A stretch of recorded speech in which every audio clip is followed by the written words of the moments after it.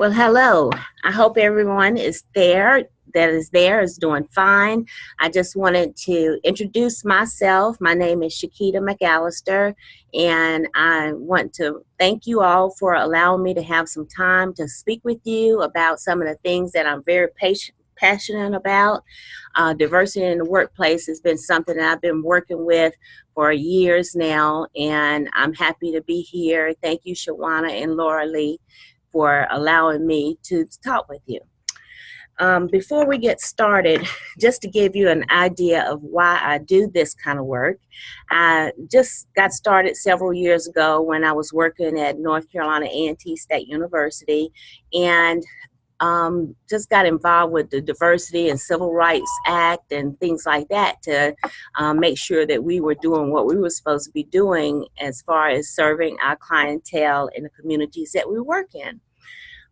Since that time, I have become not only a survivor of breast cancer, but a thriver of breast cancer. So I kept wondering in my life, what is my purpose, and just trying to make sure that I'm, doing the work that I need to be doing. And I'm very happy to say that this has helped me to be the kind of person that I am. I have 2 grandchildren, 3 daughters, and I help my parents every day. So that's kind of who I am and what I do. I wanted to also share with you a little passage that I read in a book called The Butterfly Effect. And it really was a good fit to me and spoke to me when the guy who wrote the book, whose name is Andy Andrews, started talking about meeting this older man that basically told him, with little perspective, you can live a life of permanent purpose. And I thought, what in the world does that mean? But what he was talking about was that sometimes in our lives, what we do is we find ourselves unconsciously judging the actions by level of importance. An example of that might be someone who might say that it's very, very important for me to spend time with my family. It's more important for me to go and go visit a sick friend and those kinds of things. But when you get to a point in your life when you meet people and just know that it's important, everything, every step in your journey is going to mean something, then you start living more with purpose and making sure that if you have a feeling that you want to speak with someone and have a conversation, then you go ahead and do that. And that has really changed my life because it spoke to me. So when I look at it, how does that relate to difference and diversity? Well, now when I look at people, I don't always look for similarities. I also look for differences because I want to learn something about that. And I'm hoping that after you go through this training and other trainings on your journey, that you can kind of make that connection yourself. So at this point, before we get started really in the meat of everything, I like to encourage you to go ahead and take advantage of the jelly bean exercise, because what that's going to do is kind of reinforce what I'm saying about your purpose. So at this point, I'm going to pause and give you a chance to go through the exercise. You don't have to pause, they'll pause. Okay, they'll pause. You can keep going.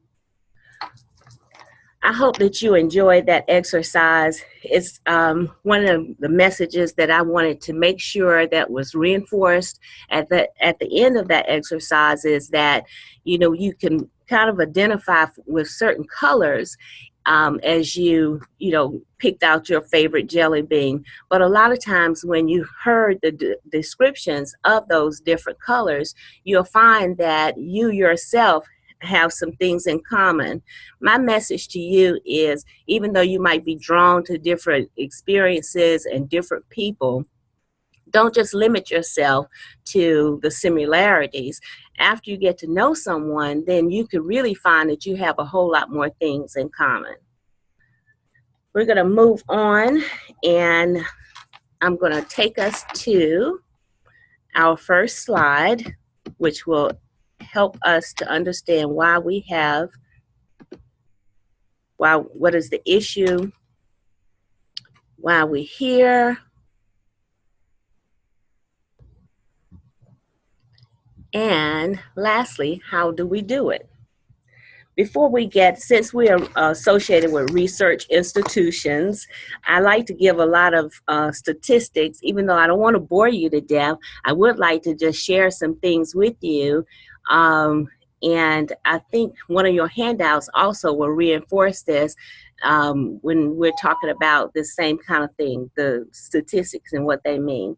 So basically, the issue is that our demographics have changed tremendously in the last 25 years, and they go way beyond race and culture. One of the things that I found interesting was that by mid-century, no racial or ethnic group will be in the majority.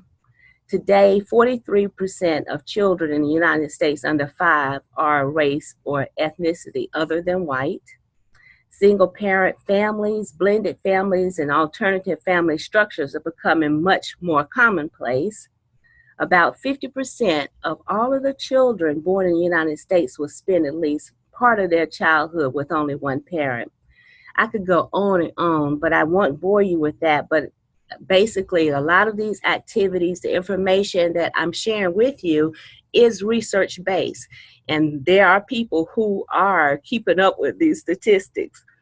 So how is this related to the conference? Because of the things that you are doing, the kinds of work, services, and activities that you're providing in the FNEP program, you're going to need to know and acknowledge those differences, because it will help you to be a better provider of those services. These changes present many opportunities as well as challenges. They basically, a lot of people, when I say that goes beyond race and culture, think that whenever you're doing diversity awareness or self-awareness, when it comes to difference, people think that that's what it's all about. But once what you realize is that once you look at those experiences, it's the expectations that are not met in American culture. You know, you've heard people refer to status quo and an American culture or a workplace culture and those kinds of things. And sometimes that when people go in and their expectations are not met, either by the people who are providing the service or the person who is receiving it, if expectations are not met, in some cases, then a mistrust and a whole lot of other things can happen. People are not able to perform at their, I thought I turned that off, I'm sorry. And people are not able to perform to their expectations as far as their action plans and things like that. So the answer to the second question basically is, why are we here? We're here because the awareness of how I am in relation to other people and other people that I work with that are different, then here is a chance for you to be able to expand your understanding and your awareness. And we can also find that the characteristics in families and children and communities might be different too. So if you look at how you are in relation to them, then your communication is going to be improved. The third question can be answered as we as individuals need to know that when you go through these kinds of trainings, in a lot of cases, you're going to have some aha moments. You're going to have questions, sometimes more questions after you have gone through the training. And that's a good sign. And those things that make you feel very, very uncomfortable are some of the things that you really need to go ahead and address when it comes to your self-awareness. Some people might say, well, what are those kinds of questions? Why is it going to make me feel like I need to have, some more training? And basically those things could be religious differences, their sexual orientations of parents and of children, of course, too, citizenship. And so we basically need to have a deeper understanding of those differences and how they make us feel, and also be aware that sometimes some of the things that we do are making other people uncomfortable as well.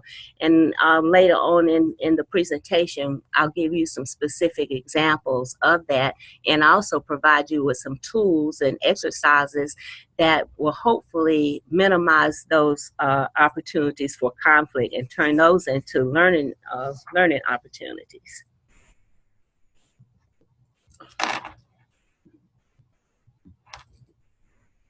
Okay, so let's start from the very beginning and see defining cultural diversity. A lot of times people, again, think that it's just about race and gender.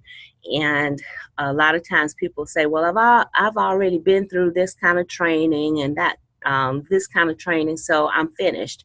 Well, as I said before, you heard me reference this as being a journey, and it's not a destination, it's not a quick fix. A lot of times we have formed our cultural diversity basis based on our own experiences. So look at how long it took for us to get to this point, what our assumptions are, or whether they're right or wrong. A lot of times some of those biases in the mental file that you have to be relearned. And as you can see on the slide, the things that you see in the puzzle pieces are, just a whole lot. They're not really what we would think they would be. There you hear a lot about generations in the workplace and the conflicts are there with the baby boomers and the Generation X and that kind of thing. Then you have titles and genders and abilities. So all of these things bring on challenges. And that's what a lot of people automatically refer to when they hear somebody say something about diversity. Oh my goodness, here we go again. So why can't we just all get along? Well, there's actually some principles, some research-based principles that tell you or will explain or help you understand why they are challenges. The first one is diversity is an inside job, meaning that it's not just about them. And that's what's kind of hard for people to understand. People are always trying to understand other people based on their attitudes and their beliefs. But again, I can't emphasize more that you need to also be aware of your differences and how those are impacting other people. One of my favorite little sayings is, intent versus impact. So what you might intend to be communicating to someone might not ever get to that person in that way, and so the impact is what is the consequence. And a lot of times that is what makes something be a challenge and not be able to turn it into an opportunity. Number two, I said before, it goes beyond race and gender. Number three, no one is the target. No one should be the target of past inequities or current inequities.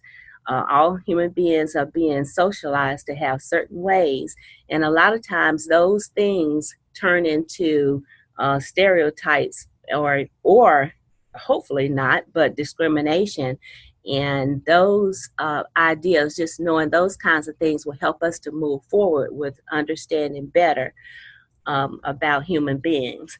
And that leads me to number four, which is human beings are ethnocentric.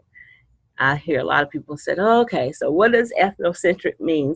It means that people are looking at the world through their own narrow view of judging things.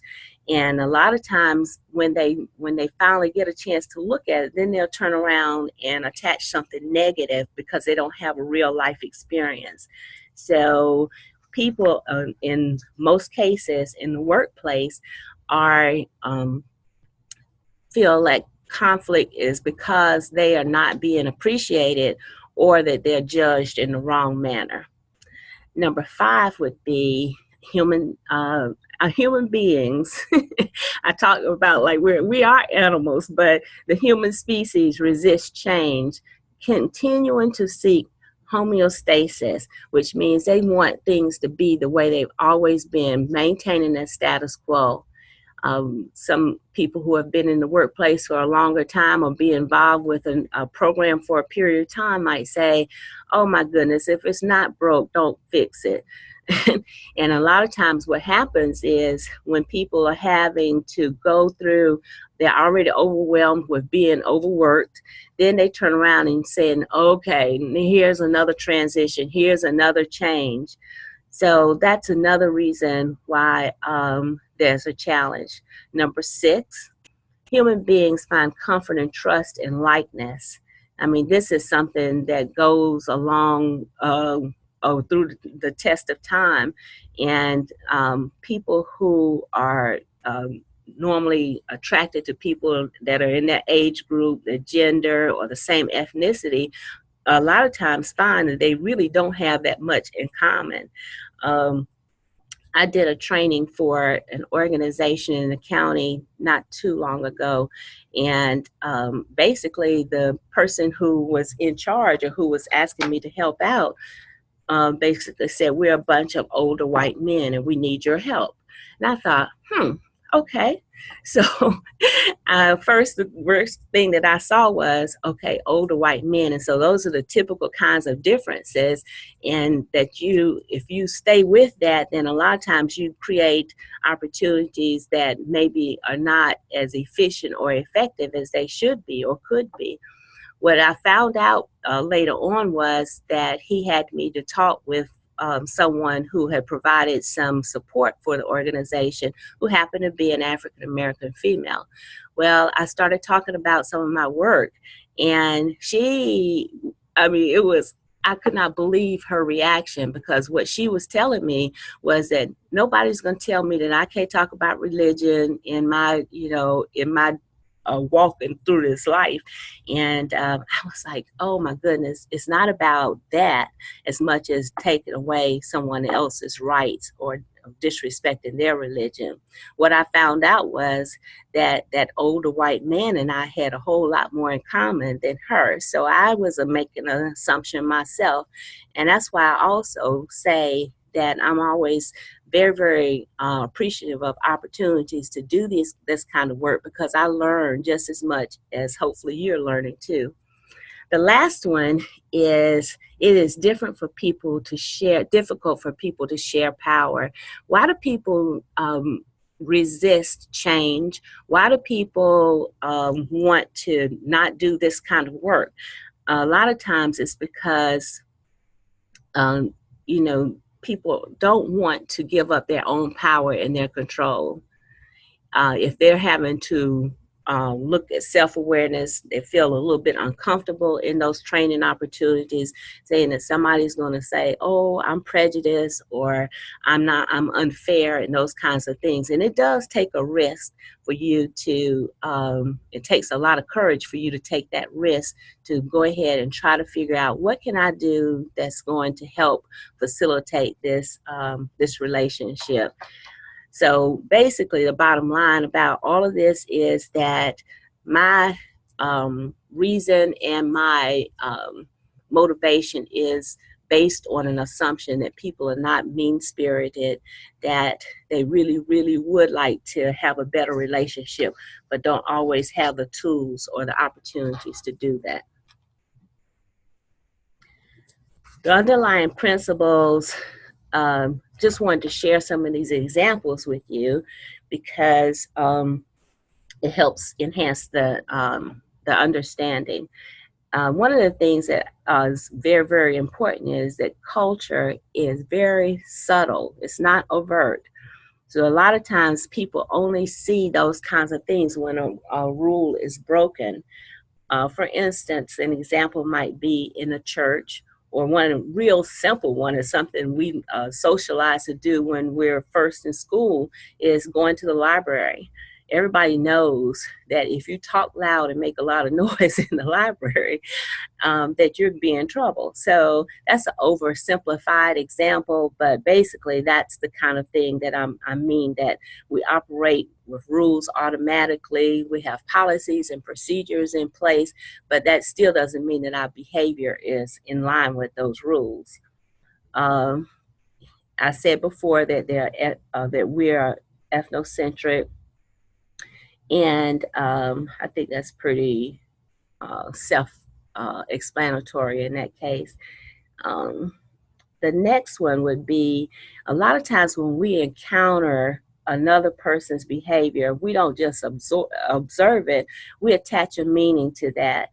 Um, some things might be how someone shakes your hand or whether they look at you in your eyes when you're speaking to them. We attach a meaning that they must be trying to hide something and those kinds of things.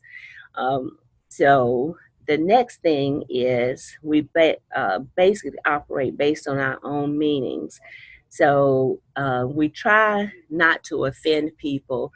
Well, I'm not saying everybody's like that though, but basically, again, if you're doing this kind of work, you just want to make sure that you're starting with the assumption that somebody is not mean spirited, that they just don't know how to do what they need to do or to say it.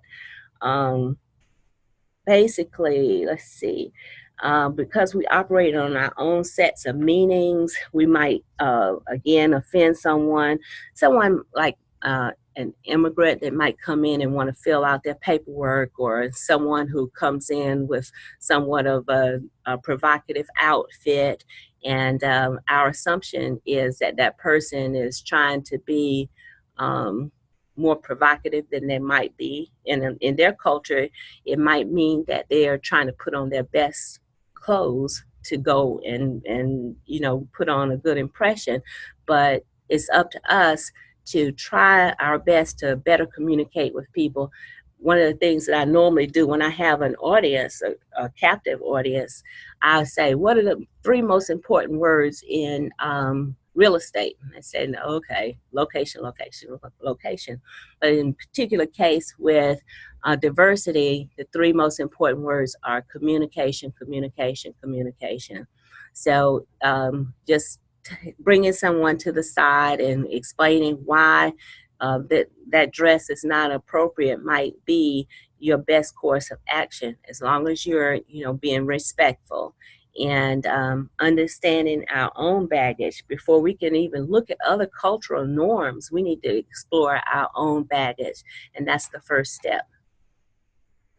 Okay, before we get to that part, you probably, I think you have a handout, and it has an explanation of the iceberg.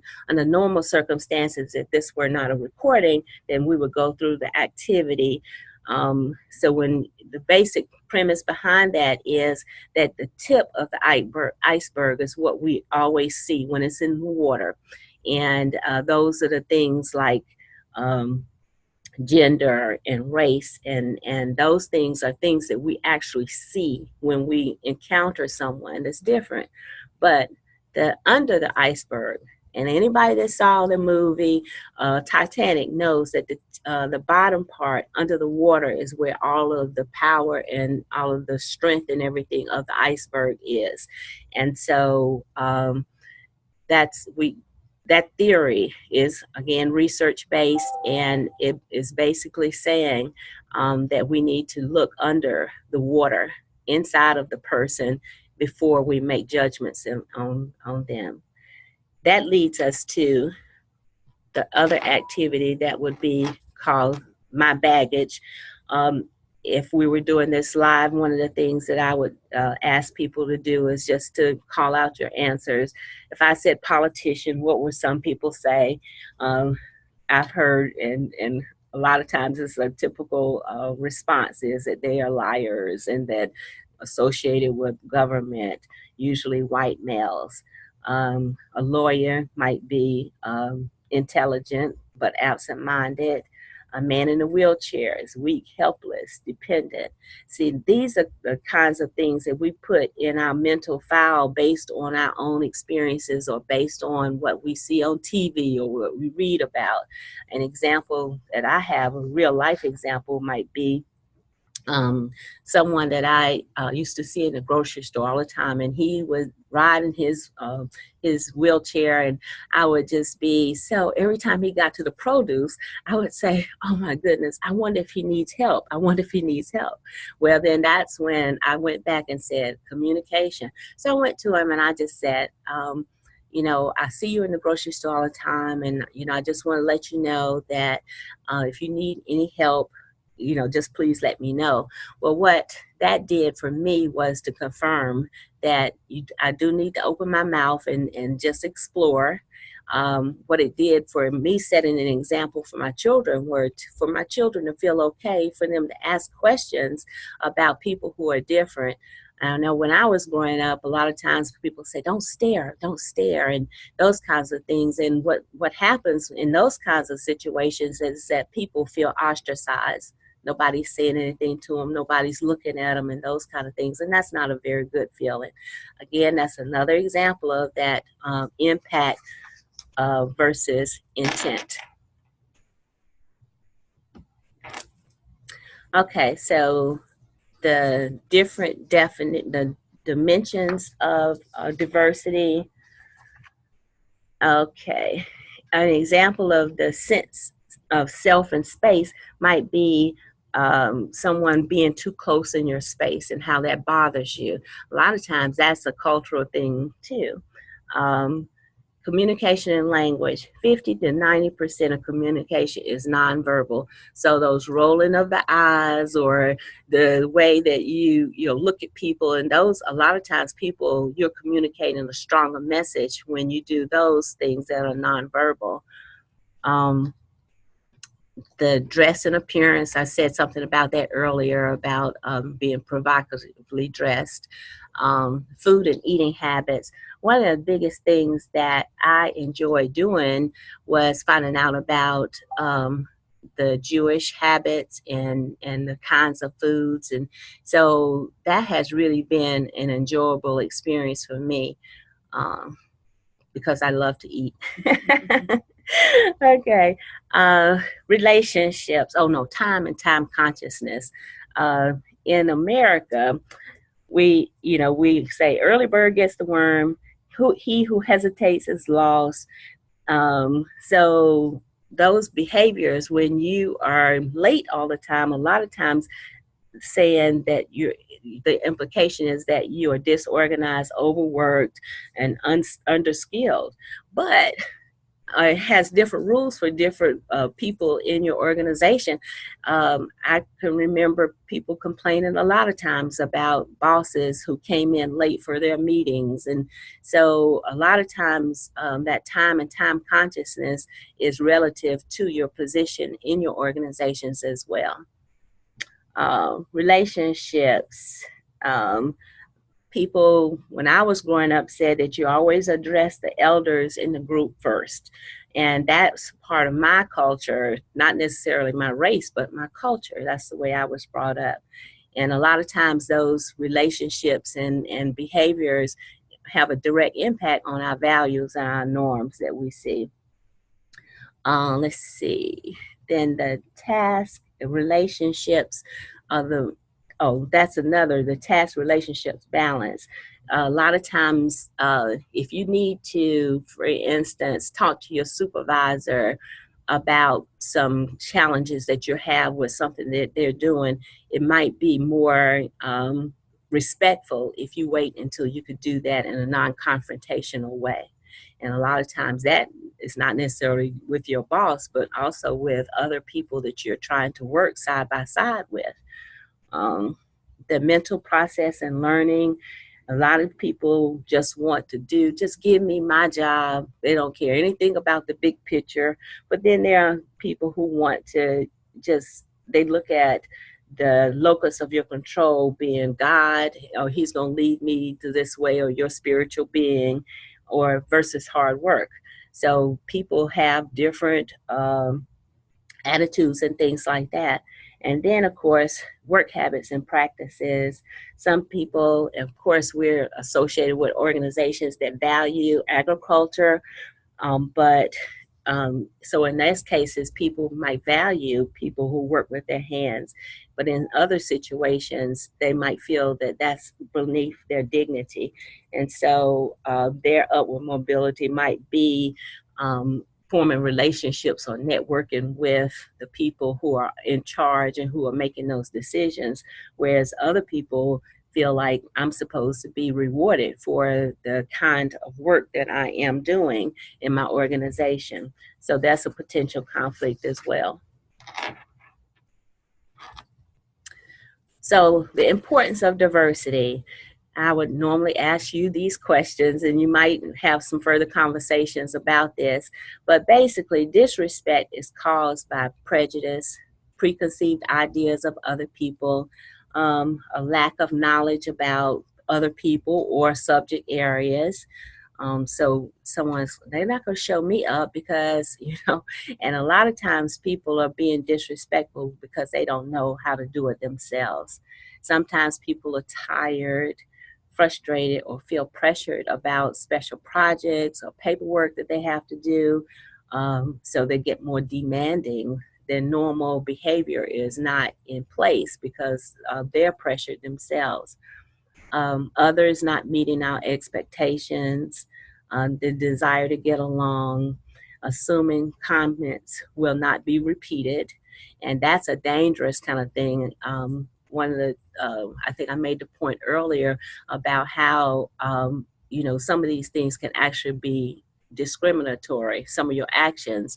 And one thing is that if someone hears you saying some behavior, exhibiting that kind of behavior, that could be just as dangerous for the person who is stating it as it would be if they were the person who they said it to had reported them. So, and a desire to be humorous. I had one session in one of my counties where an older man had been with organization for I don't know how many years, like 40 something years, and he was the brunt of a lot of people's jokes.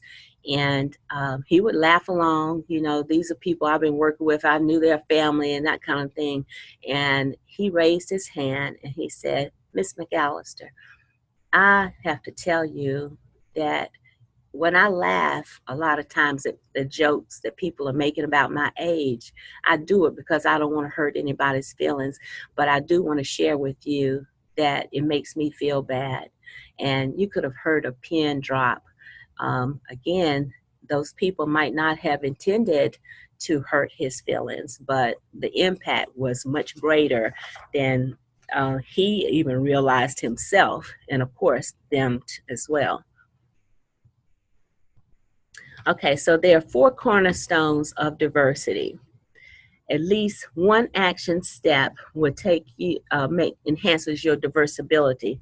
So the first one would be knowledge, and that answers the what about others, the stereotypes and the information.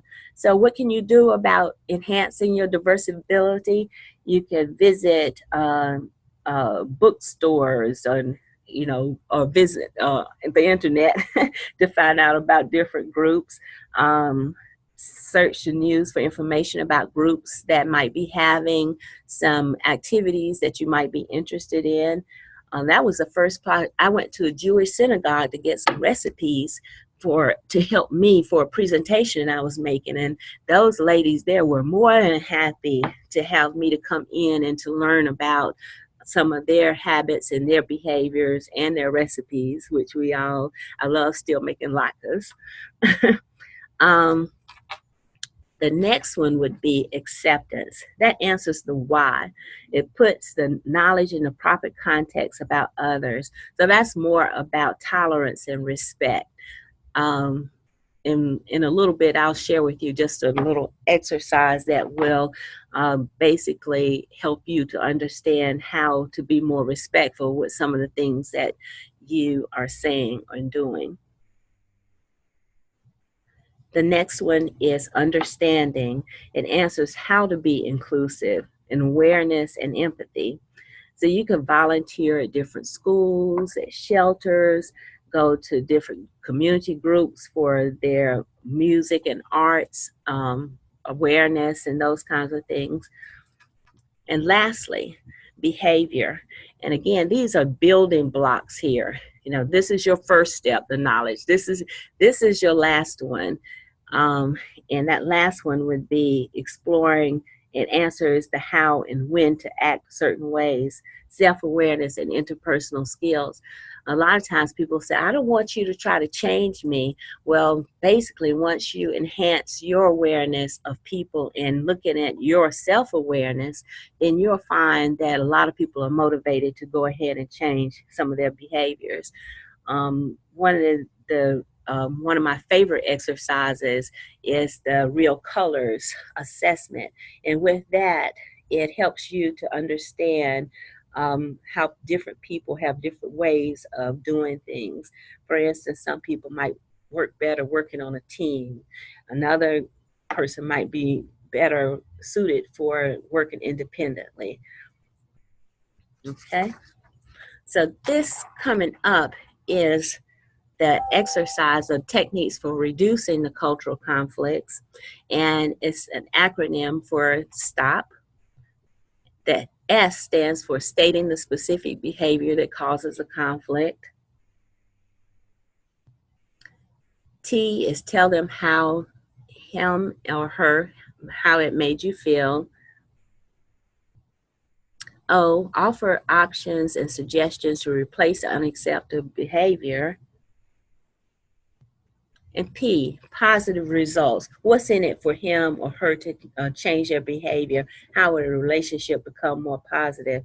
In other words, this kind of exercise is used when you try to give feedback on inappropriate behavior that you have witnessed, to make the person, understand that you're not trying to criticize, just opinions are it doesn't work when you're trying to criticize people and devalue them or chastise them about something that they did wrong. So another word instead of confrontation might be carefrontation.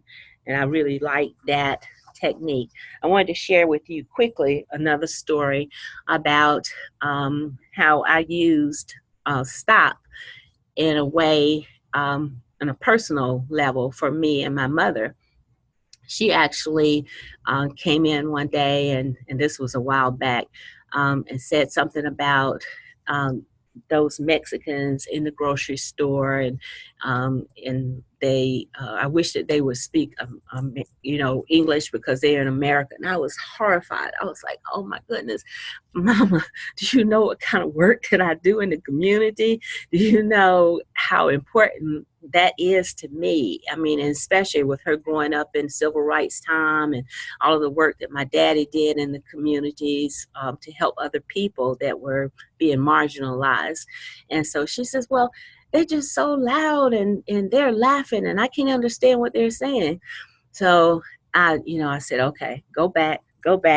Sometimes you have to meet the people where their heads are. So what I did using this technique is to talk to her specifically about how some immigrants come here and are trying to make a better life for their families and those kinds of things. And so I won't go into all of the details, but when I finished with her, she had tears coming down her eyes, and she said, I had no idea that I was that bad a person. And I said, no, you're not a bad person. It's just that you needed some tools and some awareness about yourself in order to possibly change your behavior or change your attitude that from what it was before. And so I use that as a perfect example of how I thought that technique could help people personally and professionally. Lastly, developing cultural competence. There's some simple steps that sometimes people say might not be that simple, but I wanted to go ahead and share them with you. First of all, never be afraid to apologize. Make efforts to repair some kind of damage that you might have had, because all of us at some point in time has been either the victim or victimized someone else that was different. And so if somebody brings that to your attention, or after you put on your cultural lens or diversity lens, you find that maybe I did say something that might not have been appropriate, then try to repair it. If not, please put it in your computer and remember it the next time and remember the impact that negative impact it might have had. Intervene before the problem escalates. Respond right away, calmly and rationally. And again, these are ideal kinds of recommendations that maybe might not be appropriate, or you just might be afraid, and that's okay too, as long as you're trying. Diffuse tensions by listening with understanding. Don't just listen and not really have effective listening. A lot of times people will turn around and say, "Well, I heard what you were saying, and but did you understand what they were saying?" Ask questions to help discover source of inappropriate comments. If you don't understand, then that's an opportunity for communication, to ask the person, okay, I'm not saying that it didn't hurt your feelings, but how could I have said it differently? What could I have done differently in our situation? How can I repair this challenge that we have? Relate disrespectful to your own personal experiences. So whenever you're giving someone feedback, you can relate it to your own experience, but it doesn't necessarily mean that it's the truth, because all of us are different in all different ways. And I'm sure you found that out in the jelly bean exercise as well, that you might identify with one, but it doesn't mean that you're going to represent everything about every jelly and every color of jelly bean. Help coworkers understand why it's offensive. Speak up against discrimination if appropriate. Confront in private. Explore similarities as well as differences, because that makes your life a whole lot more rich when you are looking at the similarity might be what brings you together or opens a conversation, but also look at the differences, because that could make your life richer. Always use respectful language no matter who's around. You never know who's listening to you. So I hope that this information has been helpful to you. As you will probably find out on your journey of learning about other people and learning about differences and similarities, you're going to probably find that it's going to be a whole lot more fun than painful.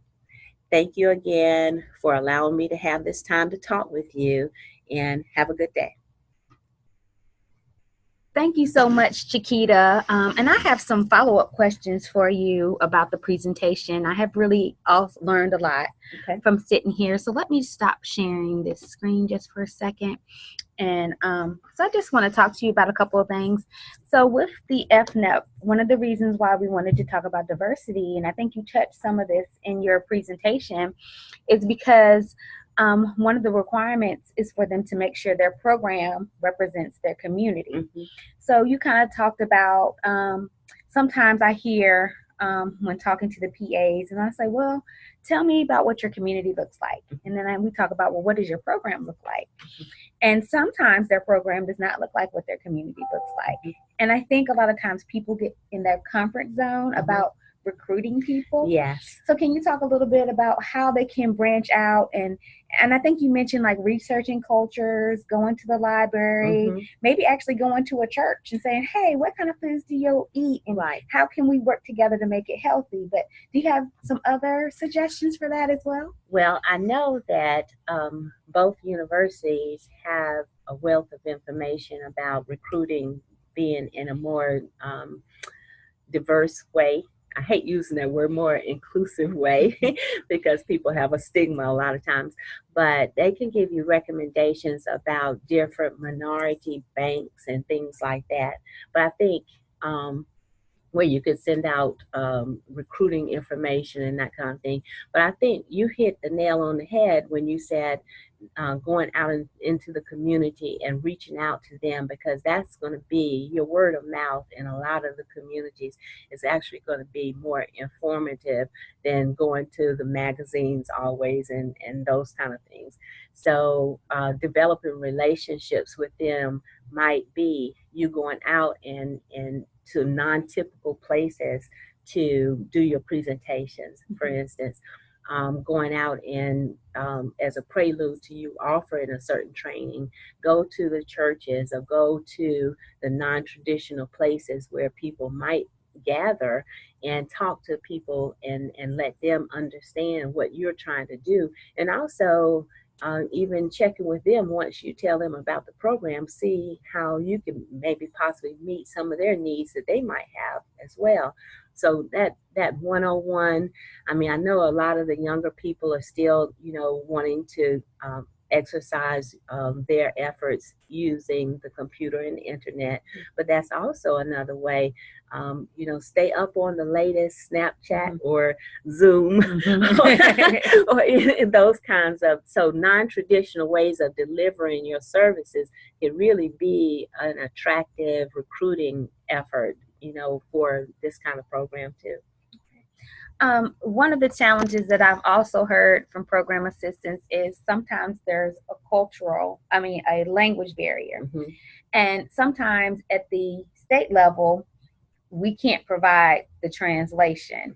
Mm-hmm. Do you have any suggestions on how they could cross that barrier as well? Have you worked with any?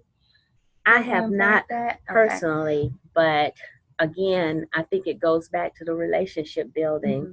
Mm-hmm.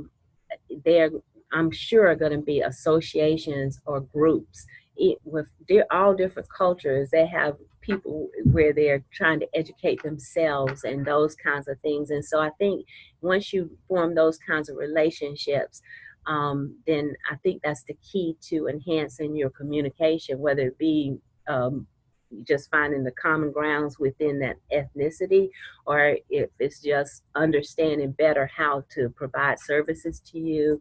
And they might even, because I know that FNEP and Extension and other organizations have collaborated a lot with different groups. Mm-hmm. And that might be another idea to find out how some professional association can help that's in the community can work directly with your program to see how you can, break down some of those education and language barriers as well. Well, Chiquita, I want to thank you so much for taking time out to be on this presentation. I enjoyed it, and I hope the Extension Associates and the program assistants enjoyed it as well. If you have questions that come up during your meeting, please send them to me, and I will route them to Chiquita. And if it's a lot of questions, we'll do another recording and do a question and answer session. Yeah. But I want to thank you again, and I hope everyone got a lot of this training as I did. Well, I hope so, and I please, I'm thankful that you all have been so patient with me with using Zoom for the very first time, or even understanding what it is. But I look forward to hearing from you. If you do have some a request for more information, I'll be more than happy to help you with that. Right. Thank you. All right, so I'll turn it back over to the Extension Associates, and I hope everyone has a great day. Thank you.